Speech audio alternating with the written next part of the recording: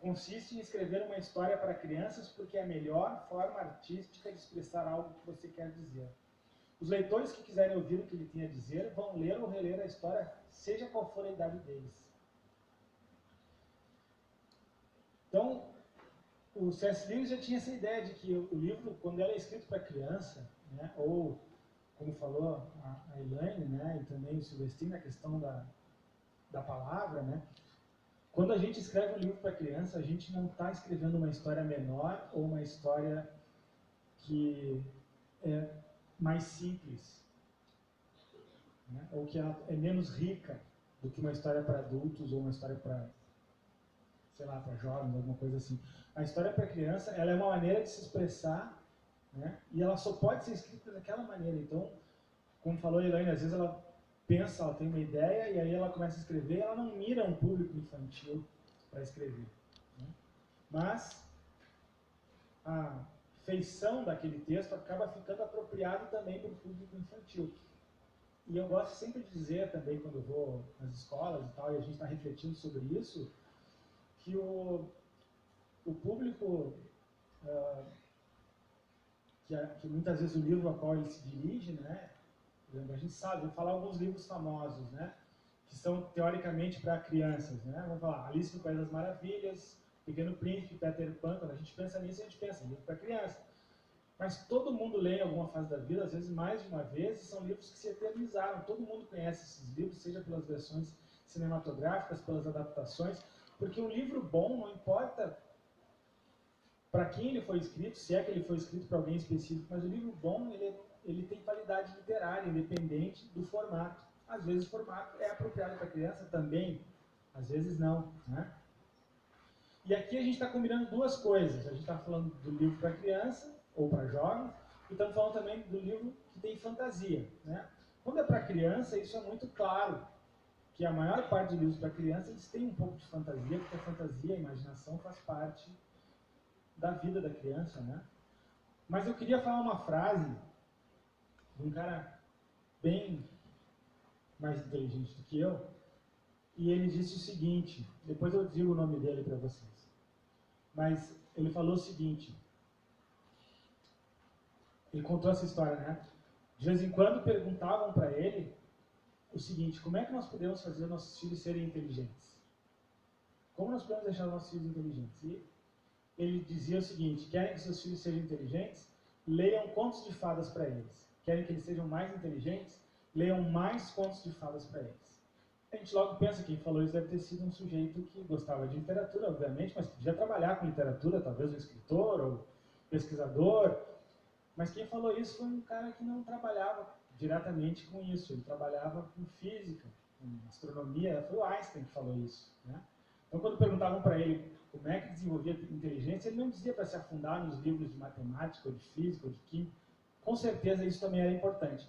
Mas o Einstein entendia, e aí eu vou citar uma outra frase dele, ele dizia o seguinte, a imaginação é mais importante que o conhecimento.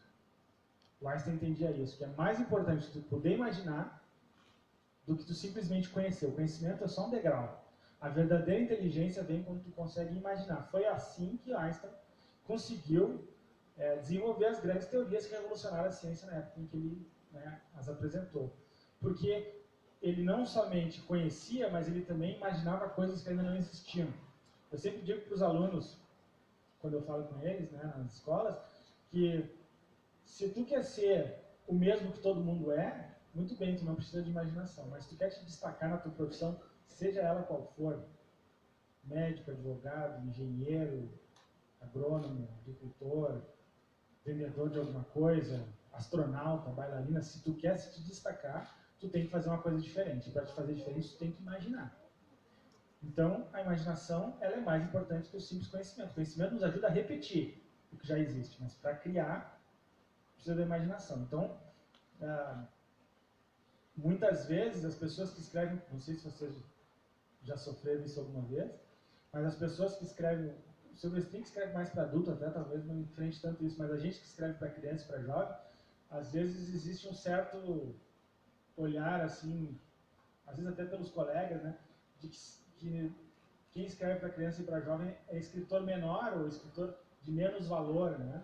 E a mesma coisa quem escreve fantasia, como se fantasia fosse simplesmente um texto de passatempo e que não tivesse um valor estético e literário. Quem tiver a oportunidade, que leia esse artigo inteiro do C.S. Lewis, 3 maneiras de escrever para criança, que ele fala muito bem isso.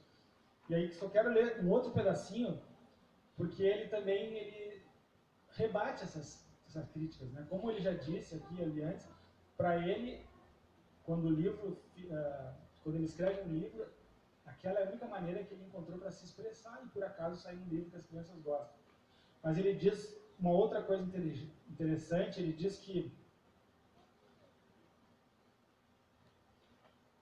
muitas vezes ele se sentiu ridicularizado, né, por escrever e dedicar o seu tempo para gostar de coisas como anões e elfos e coisas do tipo. E ele então faz três defesas, bem rápido aqui, para não tomar muito tempo. Diz o seguinte: a primeira, os críticos para quem a palavra adulto é um termo de aplauso e não um simples adjetivo descritivo, não são nem podem ser adultos. Preocupar-se em ser adulto ou não, admirar o adulto por ser adulto, corar de vergonha diante da ensinação de que se é infantil, esses são sinais característicos da infância e da adolescência. Então, se alguém está muito preocupado em parecer adulto, é porque não é adulto.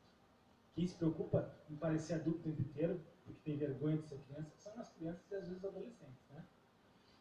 Outra coisa que ele diz: a visão moderna, a meu ver, envolve uma falsa concepção de crescimento. Hoje, eu gosto de vinho branco alemão, coisa de que tenho certeza de que não gostaria quando criança, mas não deixei de gostar de limonada. Chamo esse processo de crescimento ou desenvolvimento, porque ele me enriqueceu. Se antes eu tinha um único prazer, agora tenho 2. Então, tu não precisa abandonar o que é bom à medida que tu cresce. E a terceira defesa que ele faz, então, ele diz o seguinte: a associação dos contos de fadas e histórias fantásticas com a infância é um fenômeno local e acidental. Em quase todas as épocas e lugares, os contos de fadas não eram feitos especialmente para crianças, nem desfrutados exclusivamente por elas. Então, essa questão do conto de fadas ser para criança é muito moderna, né? Foi na virada do século passado, ali, quando começou o século passado, se inventou um pouco a questão da infância e que se veio com essa história de que tinha uma maneira de educar as crianças e se usou as histórias como oral e contos de fadas. Mas sempre foi uma sabedoria oral passada pelas gerações e muito para os adultos. Então, o C.S. Lewis faz essa defesa mostrando que a gente não precisa se sentir, nem quem lê, nem quem escreve, inferior, porque gosta de coisas que parecem ser de criança, como na verdade, né, o que tem qualidade estética, como aqueles livros que eu falei antes, aqueles famosos, eles servem para toda a vida, eles são influentes e nos marcam a nossa vida né, até o dia da nossa morte. A gente vai estar lembrando e agindo de acordo com algumas coisas que a gente vê nesses livros.